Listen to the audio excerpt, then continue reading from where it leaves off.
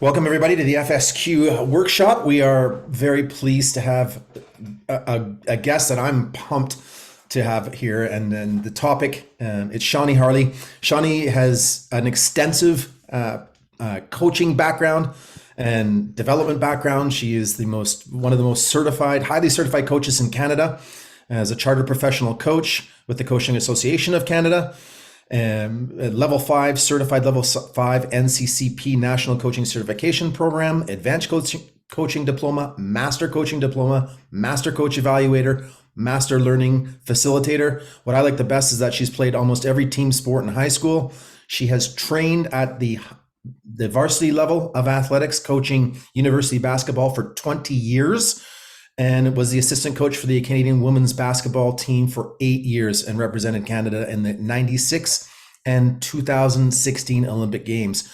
So without further ado, please, if you have questions that you want asked at any time throughout the webinar, put them in the chat.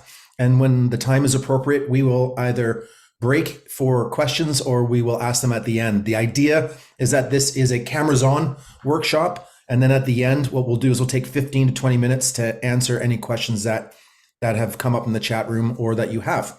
So without further ado, Shawnee, the floor is yours. Welcome, everyone. Give me a moment here. I'm going to, whoopsie. Yes, I am. Give me a second.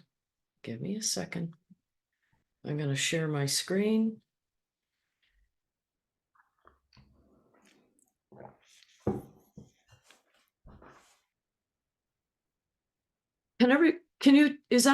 Do you see it? Not yet. Not yet. Wow. All right. Give me another moment.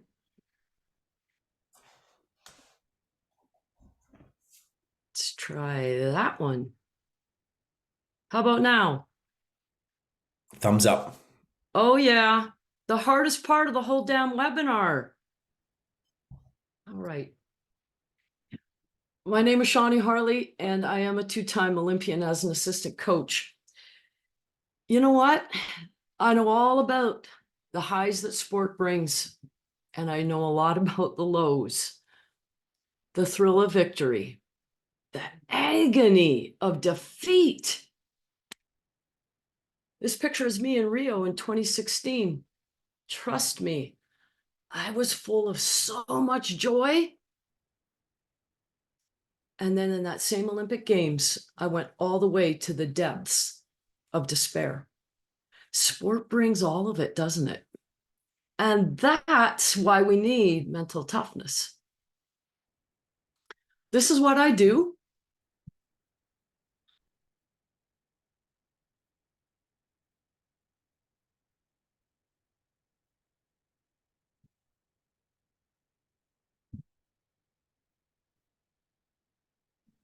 Isn't that awesome? This is where we're going. I've got some slides for you, and I'm going to be asking you some questions along the way. And I'm hoping that you will be interactive and put some answers in the chat. And we'll have time at the end for me to answer your questions. And you have a choice. You can get through this, or you can get from this. And I have some suggestions if you'd like to get from it.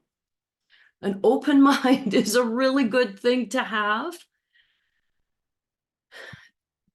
If this doesn't change you, then I don't know why we're going to spend 60 minutes together. So if it's going to change you, how are you going to take away the nuggets that might appear?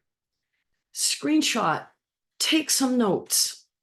And the reason that I invite you to have your camera on, it's how we connect with each other. It also keeps you from multitasking. You know, I thought long and hard about what I wanted to say. And then I remembered very clearly, it isn't about what I want to say. I'm here speaking for the athletes because you know what? They have no voice. Not only do they have no voice, they are completely under-equipped. And they're over-scrolled. I don't even know if there's a word over-scrolled, but I like it.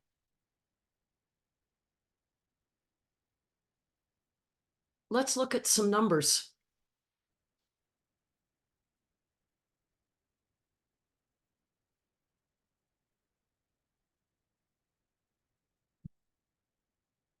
That's a problem. That's a big problem. Can we do something about those numbers? I think we can.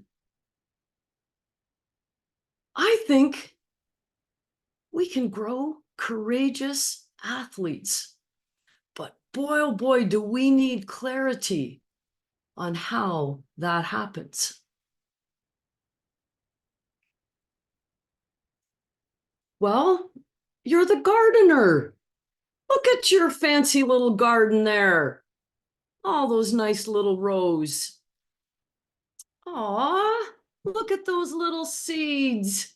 Oh, look how cute they are. Oh, their little superhero heads poking up out of that fresh dirt. Aw.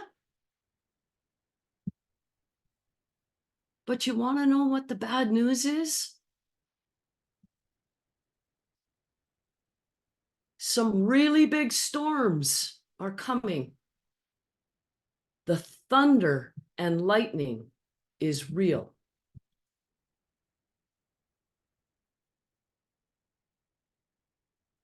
So my question is, are your little seeds prepared for all of that thunder and lightning?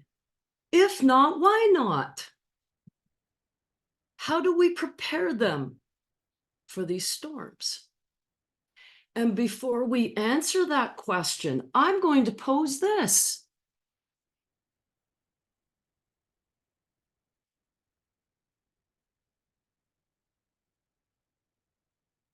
I've worked with thousands of athletes, and you know what I learned?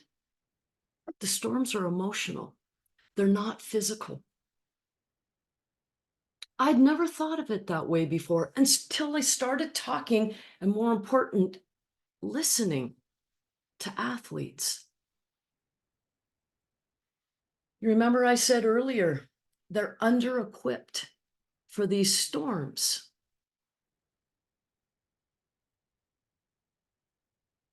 They're overwhelmed with how they feel. They're in the middle of this tornado, and they have no idea what to do about it.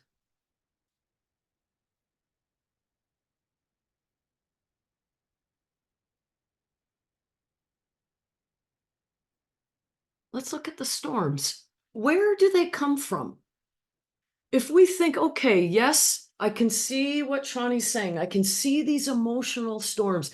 I can see the turmoil my athletes, my kids get in when they play sport. Well, and life too, but we're using context, the context of sport right now. Where are they coming from?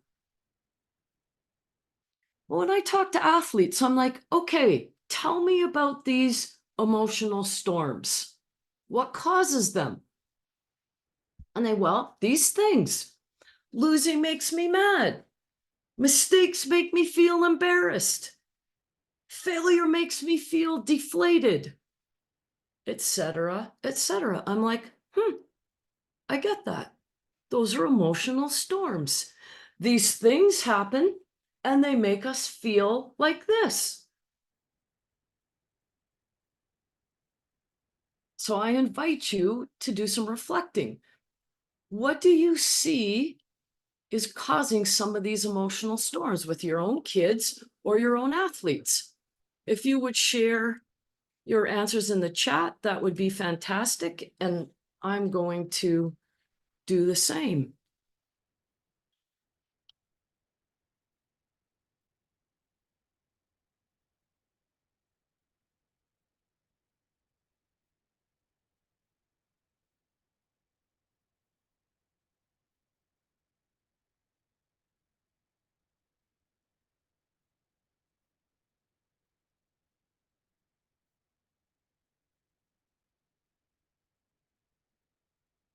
Oh, it's good letting teammates down.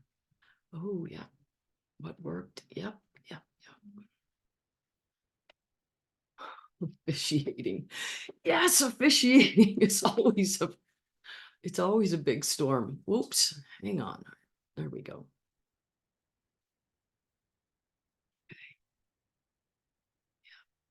Yes, lot overprogrammed. Wow.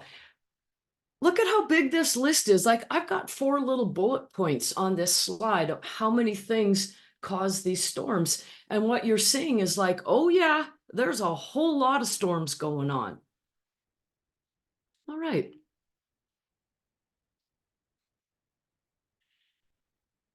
Okay, so I kind of set you up because I'm like, tell me what's causing the emotional storms, losing, mistakes, failure, all of the things that you wrote. And then I'm like, are we sure? Is there something else? Is there something underneath that we haven't looked at? Here's what I believe. It's not these things. So if it's not these things causing the emotional storm, what in the world is going on? If it's not things causing the storms, what is it?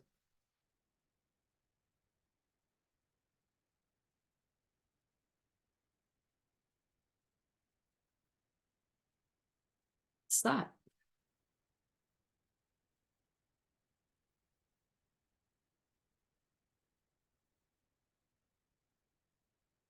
When I work with athletes, you know what is so cool?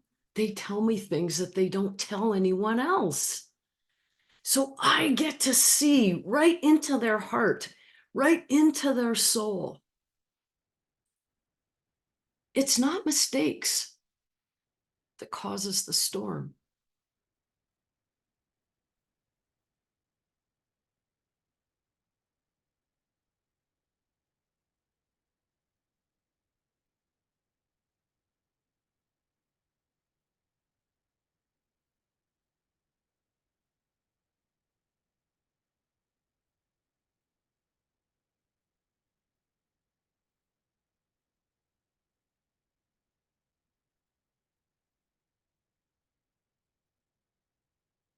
It's the judgment. It's the judgment. I'm going to give you an example. I was working with a 13-year-old hockey player, and he's like, it's so embarrassing when I miss an open net. I'm like, huh? I'm like, why? Why is it embarrassing? And I kind of had to help him figure out, and these are my words, the root of embarrassment is the fear of disapproval, judgment. And so I said to him, okay, so you're all worried. Oh, you're going to feel so embarrassed if you miss an open net. And he's like, oh, it's so embarrassing. I said, okay, what about this? What would happen if when you missed an open net, everyone in the arena stood up, gave you a standing ovation, shot confetti into the air, and gave you $1,000? You know what he said? Well, then I'd miss the net on purpose. I'm like, bam. Because in that instance, you would have received positive judgment. You would receive approval from missing the net. The fear of judgment is what holds athletes back from stepping into their greatest self. You want to know what's really crappy about judgment?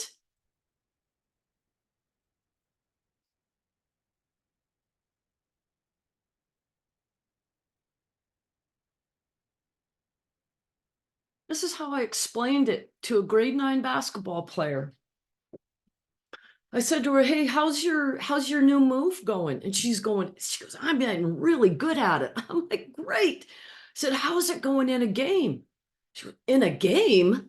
I'd never use that move in a game. I'm like, oh, okay. I said, why not? She said, because if it doesn't work, my coach will get mad. And I said, oh, okay. I said, tell me if this is right. You use your move in a game, it doesn't work, your coach gets mad, and then you get sad. She's like, oh, yeah. I said, okay, you use your move in a game, it works, and coach gets happy, and then you get happy. She's like, yeah. And then I asked her this question. If that's the case, who now owns your happiness and your sadness? She looks right in the camera and her eyes go, my coach. I said, that's right. This is the concept of being a prisoner. Oh, I love this part.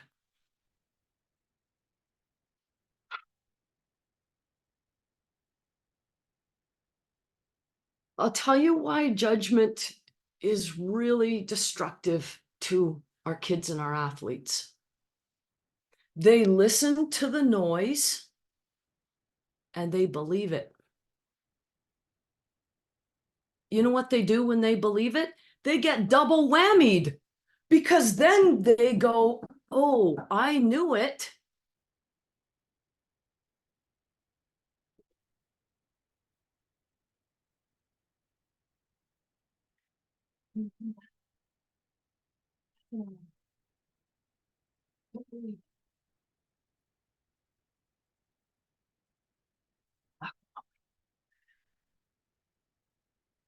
You know,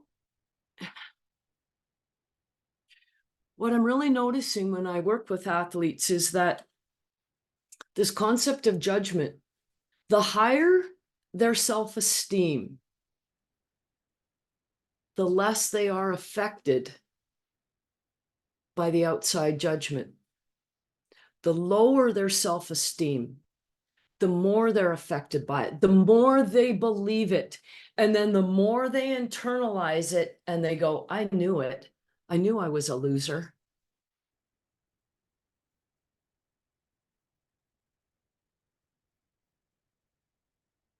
So when you think about this concept of being a prisoner, fearing judgment, what do you see in your kids and your athletes?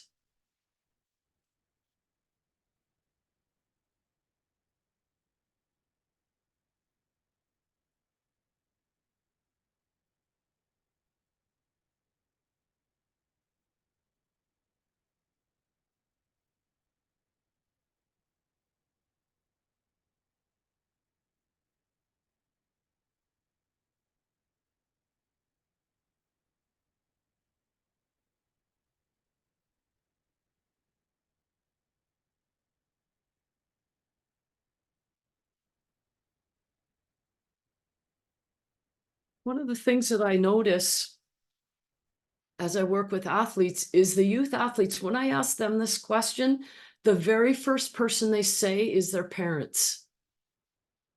As the athletes get older, the very first person they say is their coach. And then, of course, all of the pile just gets bigger as they're older, because now they're on social media. They're paying attention to what social media is saying about them. But it's interesting how this prisoner concept, it shifts as they start to get a little bit older. Teammates. And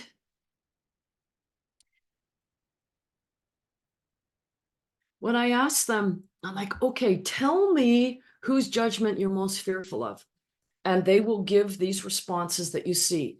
And then I'll be like, is there anyone else? And they'll go and they're thinking and they're like, my grandparents? And I'm like, oh, maybe. And I'll go, can you think of anyone else? So I have to poke them about 3 times. And then they go, my own. I said, that is correct. And they're like, oh my goodness, they haven't even thought about the fact that that is happening. The judgment is real.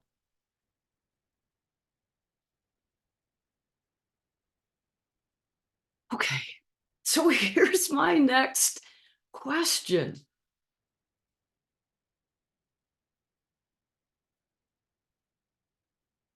I don't know if you are or you aren't, but I really think it's something interesting to examine, because I'll tell you what I hear. Athletes are so soft. They're entitled. You know, back in the day when I was an athlete, that's what I hear. That's what I hear. That's what I hear. And I keep thinking, you know what? There are some soft athletes out there. There are some entitled athletes out there, but not all of them are soft. Not all of them are entitled. They all fear your judgment.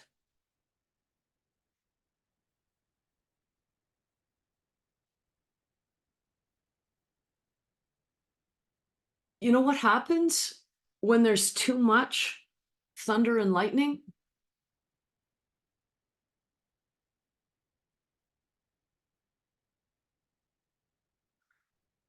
Your athletes actually get smaller. They wilt. They dry up. And while they are wilting, I'm going to tell you what's growing.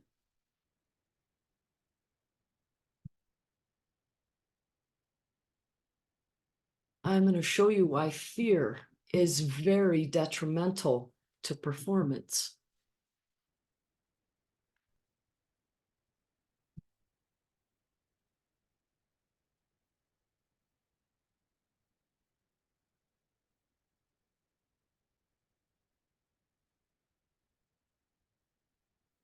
How in the world are athletes supposed to be courageous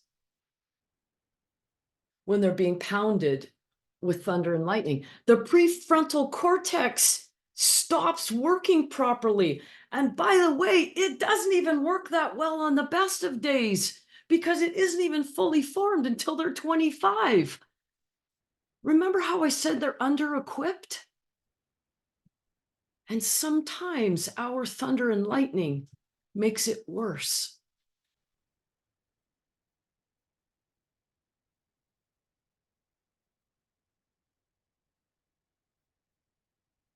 Can you think of some ways that you deliver thunder and lightning? I know I can think of some ways that I used to do it when I was a coach.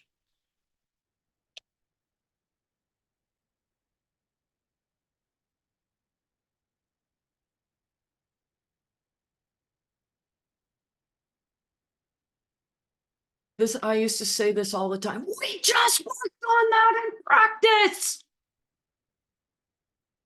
That was one of my favorites because obviously I wasn't the problem. If we had just worked on it in practice, why can't you figure it out? I used to say that a lot. You know what else I used to say? Seriously? Here's another one I used to say. Are you effing kidding me right now? Do you hear the blame, shame, guilt, comparison, lecturing? I was so good at it. I was an expert. I was an expert at delivering the thunder and the lightning. Oh, that's a good one too. Even want to be here. Oh, and I'm looking in the chat about how nonverbal body language. Oh my gosh, does nonverbal body language speak loudly? How many times do we do this?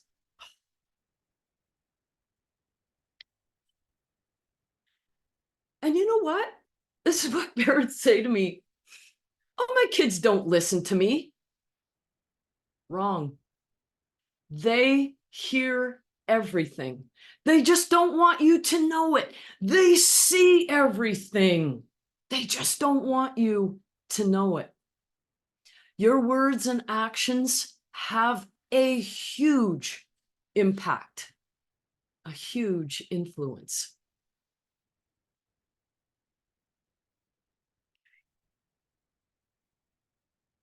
We don't give kids enough credit for how smart they are. I really agree with that.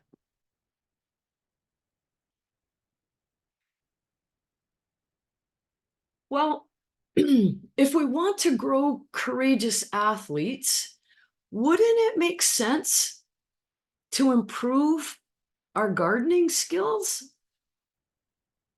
What if we got better at figuring out how much water, how much sun, how much fertilizer, what's too much, what's not enough, what's just right?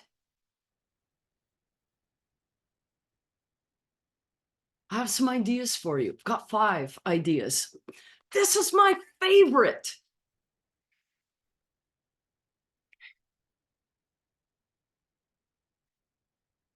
Don't you think that emotional intelligence and self-awareness are really important attributes to learning, growing, trying new things, showing up as our greatest self? I do. And I think we're terrible at it in our sport environment. Because when we tell and lecture and blame and shame and the car ride home and all the things, we're doing the opposite. So let's try adding some sun and water. This would be a good slide to take a picture of or make notes about. I can think of about twice as many of this, but I can't fit them all on one slide.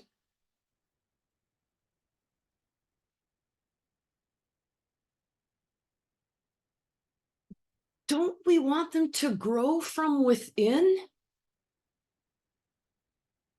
How do we grow from within if we don't know how to self-reflect? And what's the best way to get someone to self-reflect? Ask them a question that makes them look in the mirror. They have to go, huh, I never thought about that. And there's one of my favorite F words, feel. How did you feel about? I don't think we ask that question very often. Do-overs, my favorite. I love do-overs.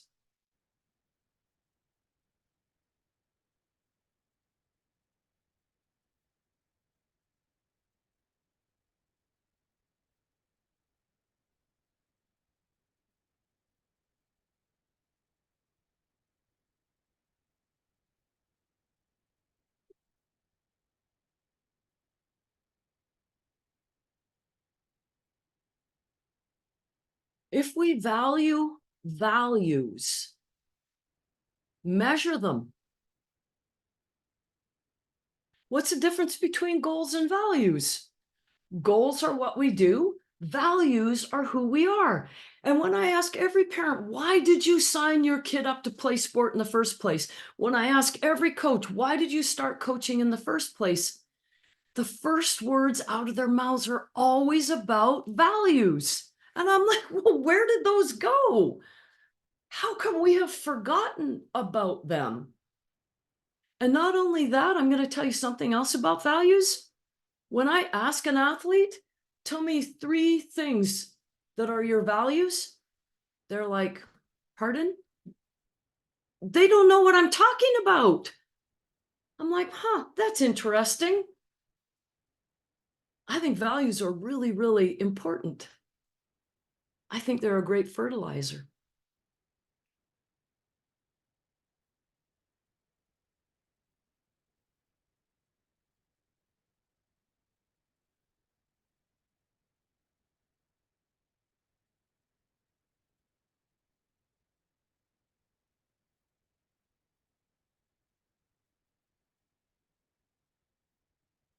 I didn't say never. I said less. I would like to say never, but that's ridiculous. That's not even realistic. Yes, we're going to have some thunder and lightning, but could we have some less?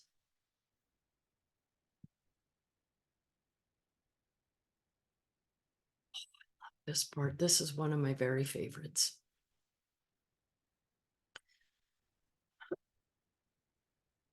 Isn't that kind of an important quote?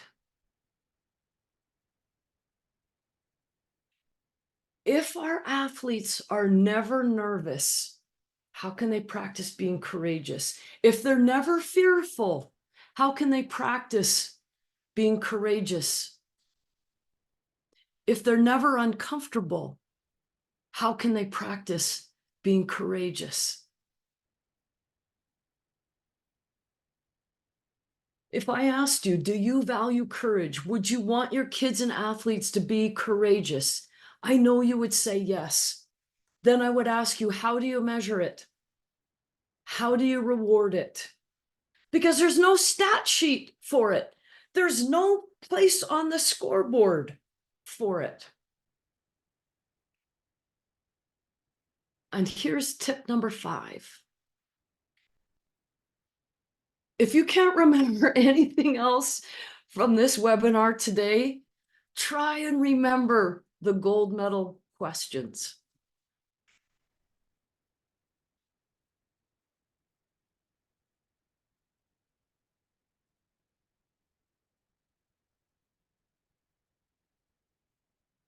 Do you remember in one of my slides earlier, I said, I'm here on behalf of the athletes because they don't have a voice?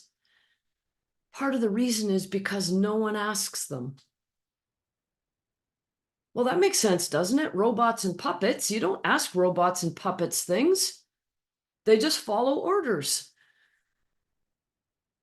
I'm telling you, your athletes know the answers to these questions right here. They know what they want you to stop saying. They know what would help if you said this more. They know what they want you to do less of, and they know what would be helpful if you started doing more of. Ask them. Oh, I love this part.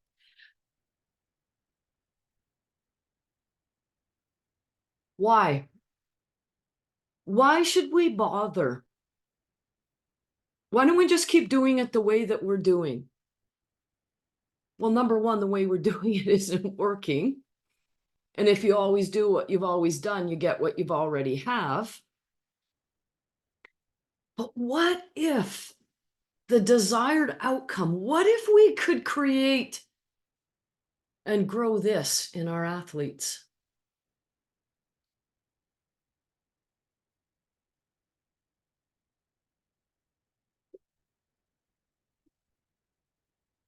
When parents sign their athletes up to work with me, at least one parent has to sign up as well. And this is what I say to the parent. If I'm still working with your athlete every month, a year from now, you should fire me because I've taught them to be dependent. I said, the greatest gift that I will give your athletes is they're going to build a toolkit full of emotional intelligence and self-awareness so that when the storms come, they know how to save themselves.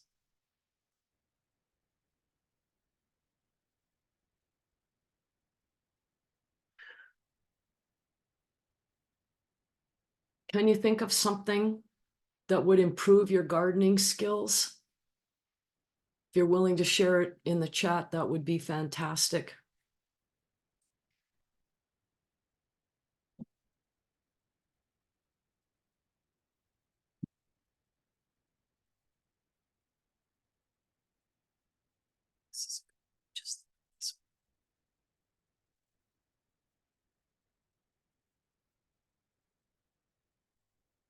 You know what I have to catch myself on? I'm going to do it right now. Answering my own questions. And you know how smart athletes are? They have figured it out. And I say to them, does anyone ask you questions? And they're like, yeah, but they don't really want to know the answer, because I just have to be silent for 5 seconds and then they answer it themselves, or they tell me the answer. And I'm like, oh crap, I think I do that. That's some gardening skills I have to improve on. Journal writing and self-reflection. Great. Oh, that's good. I really like what you tried to do. Watching you play it. Yep. Yep. Okay. What do you think? That redirecting, what do you think? Yep. Allow them to have a voice, have an opinion. Breathing. Wow. And you know what? I just thought about that for myself. I tell my athletes to breathe, and I'm like, Shawnee, are you doing it? I'm like, I need to improve on that too. Comfortable in the silence. Nice. Thanks for sharing, everybody that's put some comments and opinions in there. It's appreciated. All right.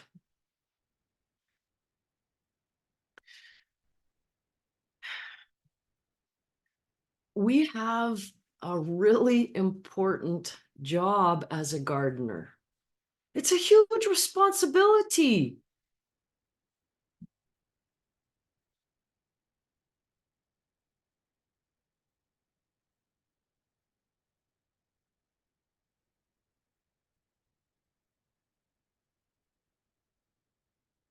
Your garden wants to grow.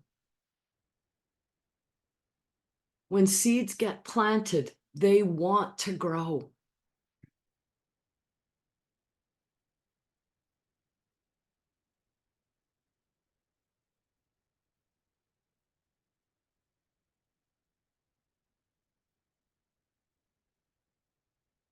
Let's use the right amount of water and sunshine and fertilizer.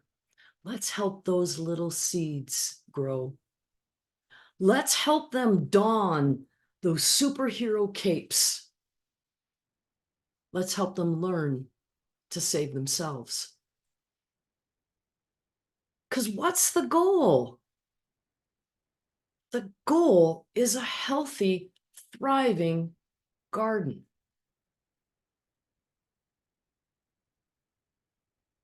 What's another goal? Well, the podium, of course. I think the most important podium is this one. Isn't that why we planted these seeds in the first place? So our kids, our athletes, could stand tall and proud on the podium of their life.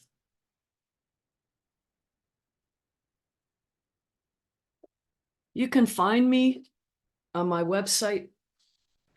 You can also find me on social media. And speaking of gardens and planting, let's dig in. I'm going to stop my share. And this is an opportunity for you to pose questions, make comments. Maybe there are some challenges. You're like, Shawnee, I don't even know if I agree with what you said. Be like, cool, let me hear about it. You can put your questions in the chat. Let me open the chat. We go. I've got the chat open. How can I help? What questions do you have? What comments? What challenges? Well, I'm going to start off, Shawnee. First of all, amazing. Thank you so much for the reminder of why we all do what we do. You're just a fantastic facilitator and presenter.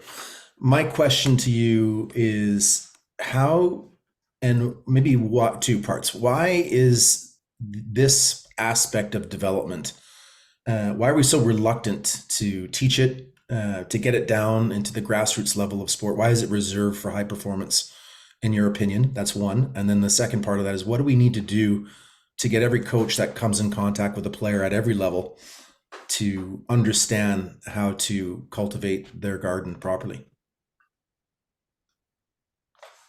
in your opinion? Oh, so I get like a minute. Okay, that's a whole nother webinar. Let me see if I'll share some opinions. I believe that we have forgotten who sport belongs to. I think we have forgotten that it's the athletes that are the rightful owners. I think that we have overstated our self-importance. And then I ask myself, why? If I think that's true, why is that happening? For all of us, when we're looking at the why, we don't change behavior by addressing the behavior. We have to go underneath and see what's driving it. Why have parents and coaches taken over? I just asked that to myself, and I'm like, that was interesting, the thought that came in. And here's the thought that came in: fear. Why do we take over? For many coaches, in fact, by the way, in all the clients that I work with, the most fearful clients I work with are coaches, hands down, the most fearful. What's their number one fear? Losing. But remember, it's not losing. It's being judged. It's being judged. So the more thunder and lightning we provide, those are fear-based behaviors. It's like, come on, damn it, garden. I planted you, I planted you. Damn well start growing, because I want to have the best freaking garden on the block. You little plants, you need to be scholarship plants, damn it. Because that garden over there, you see all them? They're all getting scholarships. What are you doing? I think we have fears based on outcomes. And I think all of the time at these youth levels, at the grassroots levels, what would we teach? What would we say if there was no scoreboard? What would you work on in practice? Like, I'm going to use basketball. I was a coach evaluator, and I would go watch practices, and I'm like, can you work any longer on your offense? It's 80% of what you're doing. Why? And I'm like, I thought this was about, oh yeah, oh no, we really value this. I'm like, no, you don't. You value winning. And that's why you spend 80% of your time working on your offense. So I come back to, what if we got better at asking ourselves, what's my deepest fear? What's my deepest fear? For parents, their deepest fear is that their kids aren't going to be as good. Their kid's not going to get a scholarship, and all of this money that they've invested is going to go to waste. And for coaches, their as I said already, their deepest fear is losing. So I don't think we get to change our behavior until we face our deepest fear.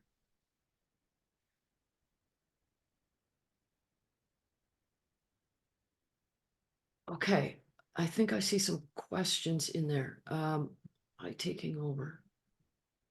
Why taking over? The goal is now shifted to scholarships. FOMO.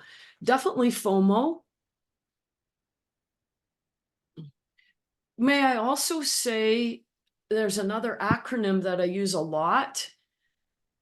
FOMO is one. Another one is FOPO, FOPO, fear of people's opinions. We're afraid of what, so the question was, why taking over? The goal now has shifted to scholarships. And so I ask parents, how will you feel if your child doesn't get a scholarship? I ask coaches, What happens if you don't win the championship or your athletes don't get scholarship offers? And when I help them dig down, it always comes back to what they think people are going to think. And so then I come back to, how are we supposed to courageously show up if we haven't faced our deepest fears? So FOPO and FOMO are real. They are real inhibitors. Both are fear-based behaviors. Oh, I'm looking at self-regulation tools. Wow, I really think we need this in our coach education system. I think it's lacking in our coach education system. I also think we have way too many double standards. When I look at the lack of emotional regulation in coaches and parents, but athletes aren't allowed. They're not allowed to cry. They're not allowed to swear. They're not allowed to be mad at refs. They're not allowed to have hissy fits. But I'm like, well, look in the stands. There's hissy fits all over the place. Look at the bench. That's a hissy fit that coach is having. Emotional regulation. That's a big part of mental toughness. So I'm coming back to, the change has to begin with us. Culture flows downhill. Who's at the top of the river? It's us. Other questions, comments? Shawnee, there was a good question from Imran. I might have missed it.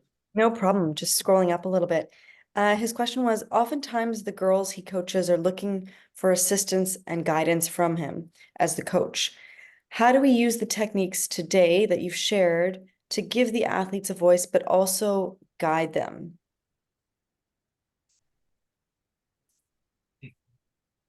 I gotta find that. I see it. Okay. So Imran, I need some help. Oh, Imran, would you be willing to unmute? It'll be more efficient if we go back and forth. They're Hi, Shawnee. looking for you for assistance and guidance for what? I think it's more so like I coach soccer, so for me, for the girls, they have to come off the field when they're subbed off, and they're like, "Hey, coach, what am I doing wrong? Why did I get subbed off?" And a lot of the times it's just rotation of playing time, right? So, you know, I'm very much a type of coach that does what you're saying. I like to let them self-reflect, but oftentimes they're like, "Oh, I don't know what I did wrong there. Why did I come off?"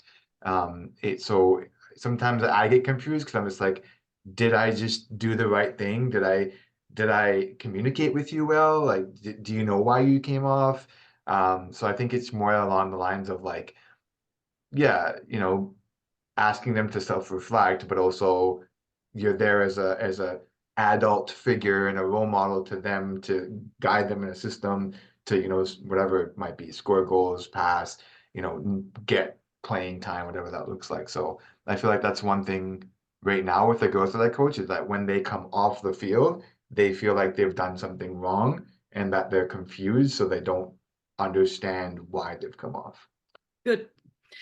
Well, number one, I think it's really helpful to always have expectations set in advance, which means at the very, very beginning of the season, you talk about rotations and you'd be like, here's how we do it on this team. There are going to be times when you get subbed out just because it's your turn. That's it. So you front load it. But if I give you something a little bit more specific, what if we didn't feel like we always had to have an answer? What if when they said, Coach, what did I do wrong? What if you said, that's a good question. I want you to go think about it for a minute or two. And when you have an answer, come on back and chat with me. Because remember, when they ask me, what did I do wrong? And then we tell them, we are encouraging that behavior to continue to repeat itself. So if we're trying to get them to self-reflect, sometimes we have to do it by saying, in my mind, in your mind, I'm like, oh, I want to answer this so badly because it makes me feel so good when I can save them and I can be smart and wise and all of the right intentions to be able to sometimes step back and go, you know what? I don't have to be the smartest person in the room right now. Or sometimes they say, how come you got taken off? You'd be like, I don't know. I don't know. What do you think? No, what do you think? Or you could even point them, say, oh, do you remember that last play when you were carrying the ball? And they go, yeah. And then you say, what happened after you passed it up the sideline? You see how I'm not answering the question? I keep pushing it to them, pushing it to them, pushing it to them. And I would tell you why I think your question is also really important. One of the things that I've learned when I work with athletes, they have become lazy thinkers. They don't want to think because they're like, what the hell? It's a lot of work. Damn it, give me my phone. I'll ask Google. They don't want to think and they don't have to think because somebody will tell them what to think. All they have to do is wait. All they have to do is go, oh, I don't know. I don't know. How come you took me off? And they become lazy thinkers. So we have to get that. We have to get them to train their brain. So I've given you some ideas. We front load our subbing patterns, and then we keep pushing it back onto them by asking questions. If they still don't get it, ask a question that focuses their attention on the answer without giving them the answer. That's helpful. Thanks, Shawnee. You're welcome. Coach, How else can I help? question for you. Go ahead, Matt. The balance between like I love the questions of stop saying, start saying, do more of, do less of. What if something that they like for us to stop saying is something we know that they really need to hear? Because I think all I'm guilty of, I like hearing the things that don't necessarily challenge me sometimes. I think our athletes feel that way. What's that balance? Even if they're saying to stop saying it, but we believe they need to hear it. What if you're wrong? I mean, I don't know, but I just know when I talk to athletes and I'm like, tell me one thing you want your parent or your coach to stop saying. And every time they tell me, I'm like, I get it. Because, okay, just let me think, just let me get it here.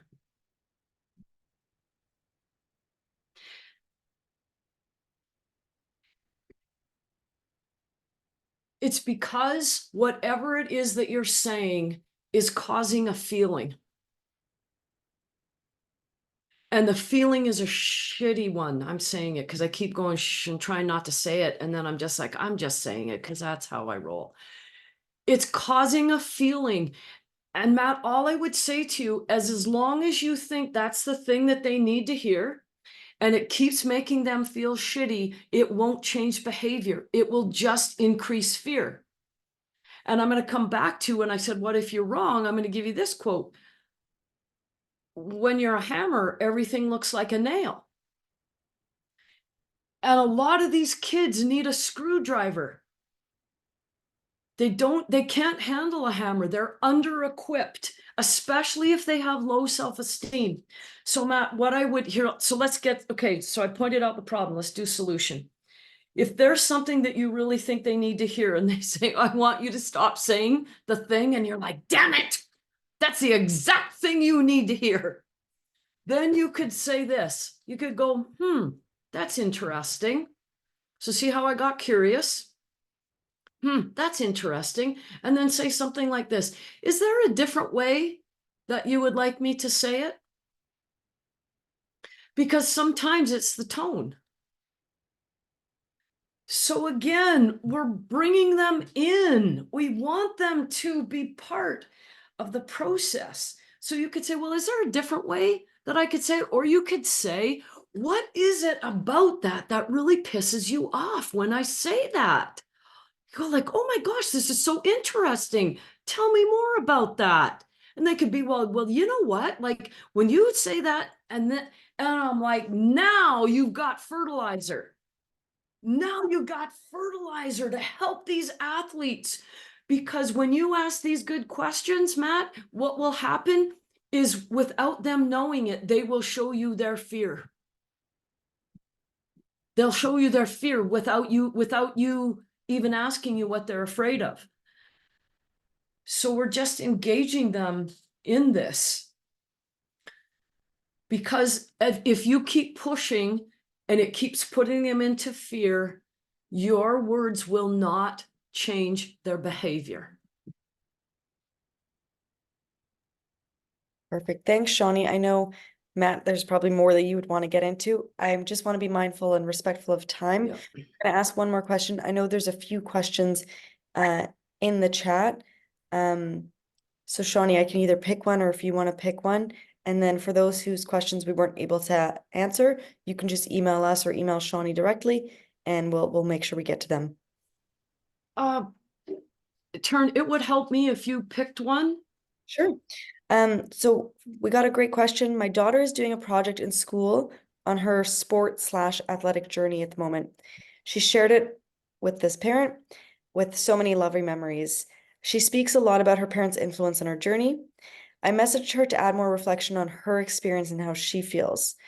Are there any other good questions that you would recommend that you can ask a child or an athlete on their reflective journey?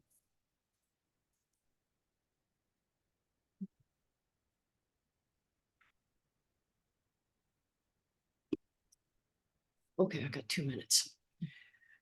Okay, so I'm going to go right to what I think is the most important.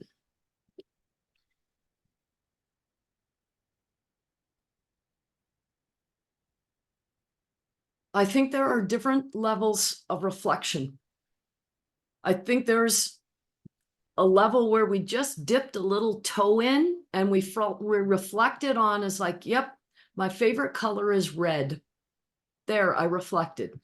I think there's another level of reflection. And then I think there's a level of deep, truthful reflection. That's where I like to go.